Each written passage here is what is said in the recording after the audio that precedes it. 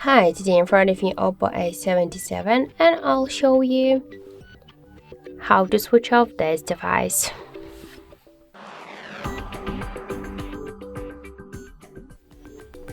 So just to turn off our phone, we should press and hold the power key button for a few seconds. And if you see, like in my case, the Google Assistant, by press and hold the power key button, and you want to turn off this option to use the power key only to turn off your device, you should open first the settings and then scroll down to the system settings.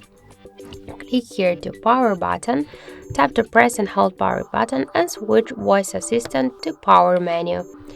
Just let's now press and hold the power key once again. You will see here the power off menu, so just click to power off icon twice, and after the vibration the screen is dark, so that means that our device is turned off. So that's it. Thank you for watching, and if you find this video helpful, leave like, comment and subscribe our channel.